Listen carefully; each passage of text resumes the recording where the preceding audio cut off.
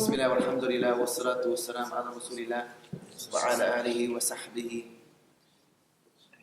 ومن ولا إلى يوم الدين وأشهد أن لا إله إلا الله وحده لا شريك له وأشهد أن محمدا عبده ورسوله أما بعد. How many of you would agree with me that the world's heading in a very bad direction? Raise your hand. The world's heading in a bad direction. How many of you would agree that the world is very ignorant right now?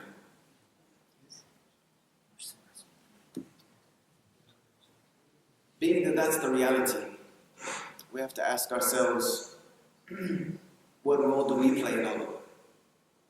What role do the Muslims play in all of it? Because if the world is in ignorance, ignorance can only be countered with knowledge. And knowledge is only beneficial if that knowledge is true. And there is only one group of people on this planet that possess true knowledge. Do you know who those people are? Muslims.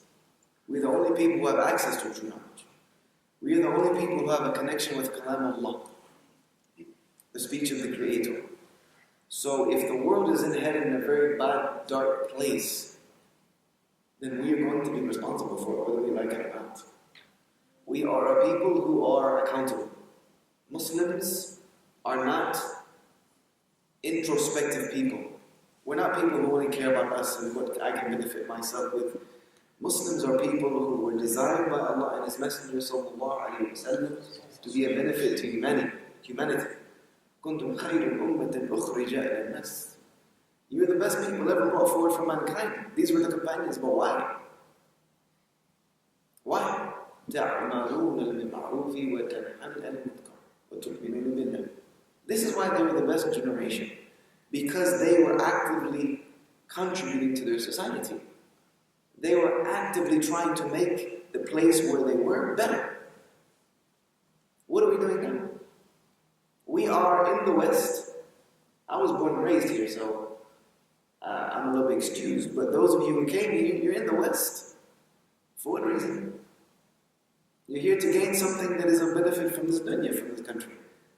But while you are here, don't waste the opportunity that is presented to you to make America a better place because of your deen. This was the way of the companions. Even if their business took them to another country, they weren't there just for business. They had a higher goal and a higher responsibility, and they knew it was to convey the message of Allah subhanahu wa ta'ala. One of the teachers that I was able to sit under in the city of Medina, his name is Sheikh Abdullah Amin Ashaqiti, hafidhullah ta'ala alayh. He's the man with the Quran today. He said that there is one single word from the Quran that gives us everything we need to know about the position of da'wah with Allah subhanahu wa ta'ala. Anybody know what that word is? Just my guess. Ud'u. That's it. The beginning of the verse in Surah Al-Nahl where Allah subhanahu wa ta'ala says, Ud'u illa sabil rabbika bil hikmati wal ma'rifah.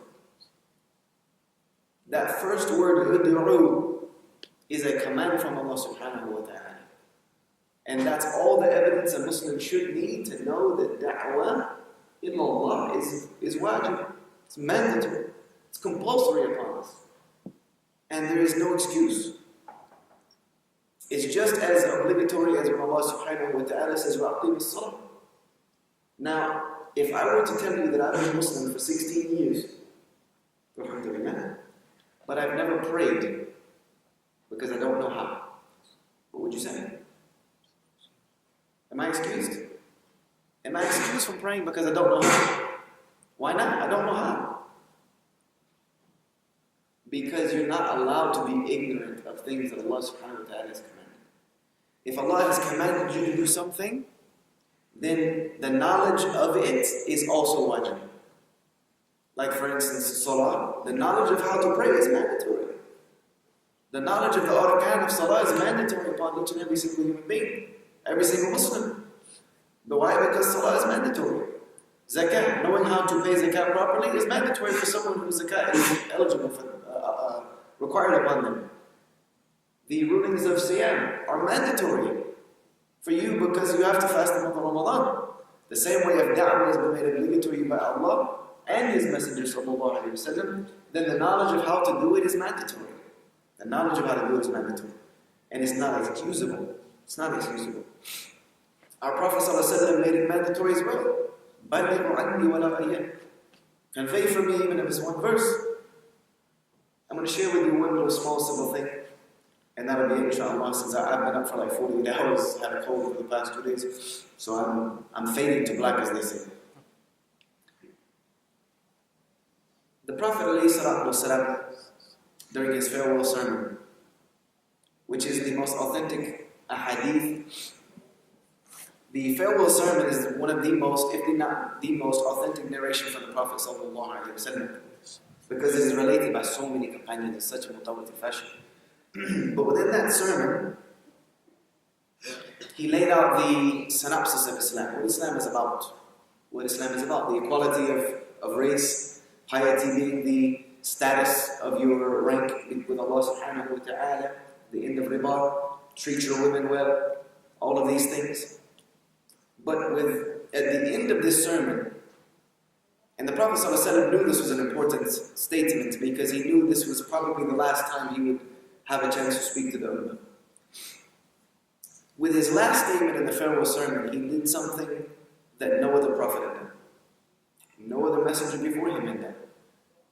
Because every other nation before us, their messengers commanded them to do a few things. And Allah says in Surah Al-Bayyinah, وَمَا أُمِرُوا إِلَّا لِيَعْبُدُوا اللَّهَ مُخْلِصِينَ لَهُ الدِّينَ حُنَفَاءَ وَيُقِيمُوا الصَّلَاةَ وَيُؤْتُوا الزَّكَاةَ وَذَلِكَ دِينُ الْقَيِّمَةِ. They were commanded to worship Allah, make the deen pure for Him, establish salah, pay zakat. That was it. Why? Because there's going to be another messenger coming, so just hold on to what you have. But with Khatam al-Nabiyin, with the seal of prophethood, the Prophet ﷺ knew he had to do something different. Because the da'wah had to continue. He was only the first sign of the Day of Judgment. There was many more things to come, many more generations to come. So he looked at all of those in front of him, and he said, those of you who are here today, convey this message to those that are not here. Convey the message. That was one of his farewell things to this ummah as a whole, during the farewell sermon. Convey the message. Because truly it may be that the one you tell this to might understand it better than you. What happened on that day was we gained the greatest izzah that we would ever have. We gained an honor that put us above every other nation. We gained an honor that Allah, Jalla wa ala, even though we are the last ummah, on the Day of Judgment we'll be the first ummah. Even though we are the last ummah, Allah made this ummah the ummah of witness. When Nuh alayhi salam is asked by Allah, did you convey the message? Allah subhanahu wa ta'ala, Nuh will reply to Allah, yeah, Allah, yes, of course I did my job. Allah will ask the people of Nuh, did any messenger come to you? What will they say? No, we never got a messenger. So Allah will ask Nuh alayhi salam, where is your witness? Who do you have that will testify for you that you did your job?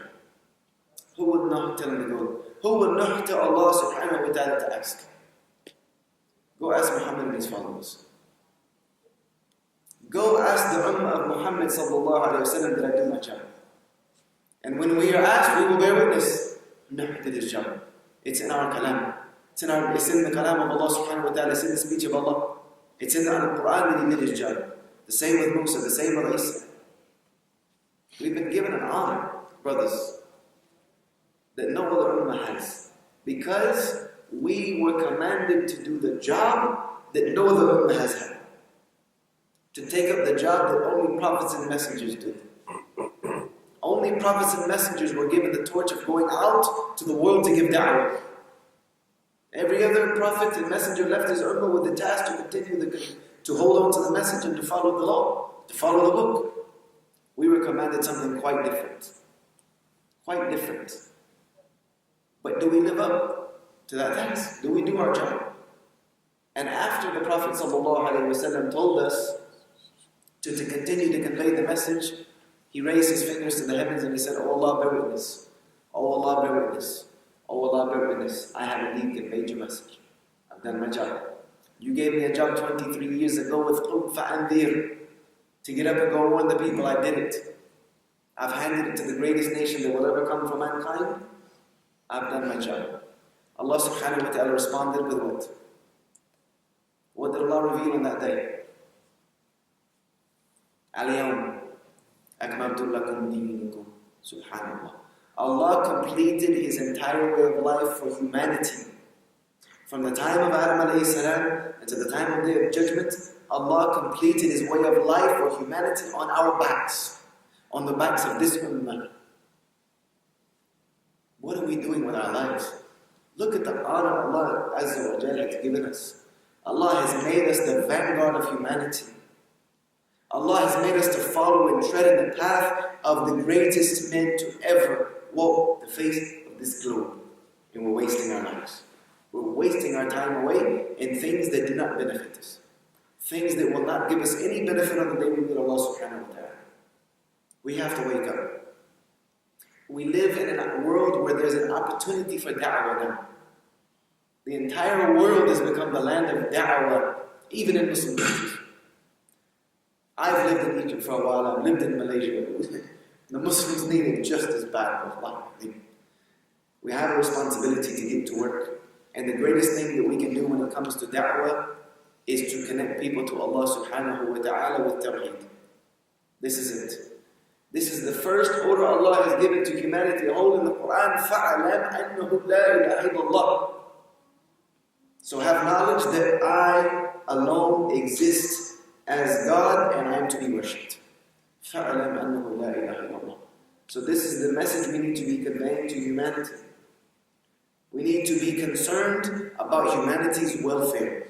The Prophet ﷺ was concerned about people. He cared about people. He truly cared about other human beings, Muslim and non-Muslim alike. He cared. We have to start learning to care again. We have to start letting the world see that we care. We care about the fact whether Fort Collins is a nice place to live or not. Why? Because we live here. We're raising our children here. So we want this to be a good place. I don't want my son, my two sons, and my daughter to grow up in a world where they're second-class citizens because they're Muslims. Don't want that. That means if I need to struggle and strive every single day for the rest of my life, that's what I'm going to do. That's what I'm going to do. Because that's what we're here for. That's why we're here. I was guided to Islam 16 years ago for a reason. For a reason. And I'm hoping that I can share that with other people, inshallah ta'ala. So brothers, whatever way you can find to get involved in da'wah, do it. You'll never regret it. Trust me. I've been traveling the world for the past 7 years, and for the past 5 years, non-stop, I'm basically on the go. My family doesn't get much time with me. My children miss out on time with me. I miss out on personal time with my family and kids. I'm traveling all the time. I get sick a lot from the traveling, and it's done a detriment to my body. But never regret one day of it. Never regret one day of it. Because this is why we're here. This is what we're here to do. I have a responsibility. I have a job to do. If there are people out there that don't know about Islam, my work's not done. My work's not done. I can't rest good at night. I don't sleep well any night. There's too much work to be done. There's too much at hand. And there's too much at stake. We need to start living with that sense of urgency again. That sense of urgency that it's time now. We need to become the people of here and now. If there's work to be done, let's do it. Let's do it. If there's a homelessness problem in Fort Collins, let's tackle it. If there's a drug addiction problem in Fort Collins, let's get on it. If there's a spousal abuse problem in Fort Collins, let's be on the forefront of solving it. If there's an economic crisis in your city, let's sort it out. Islam has solutions for all of that. But the world doesn't know that we want to help. They think that we're here to destroy them. America thinks that we're here to burn the whole place down. SubhanAllah. What have we done or not done to lead us to a place to where the whole world thinks we're here to destroy them? The Prophet ﷺ, as Allah subhanahu wa ta'ala describes him, he was Ra'uf al-Rahim to the people. What are we doing? What are we doing? Are we emulating a man that was Ra'uf al-Rahim? We need to wake up. We need to wake up before we're woken up. Before we're woken up. So inshallah ta'ala, brothers, hopefully we ask Allah subhanahu wa ta'ala to give you guys the ability and tawfiq to get involved in this blessed da'wah, to call people to worship Allah alone, sincerely. Forget about everything else. Forget about Sharia for now. It's not applicable. It's nowhere we're going to establish Sharia right now in this moment anyway. Forget about the do's and don'ts of Islam for a minute. Let's focus on Tawheed, bringing the people to worship Allah Azza wa Jalla alone. Because this is what it was all about. This is what it was all about. The rules are very little, but the issue on Tawheed is the main context of the Quran. The main context of the Book of Allah is about bringing people to believe in Him alone. The rules came later on when we need to live in a society, gotta have rules. But the initial thing was to believe in Allah. So get out there and do some work, inshallah, and make this place a better place.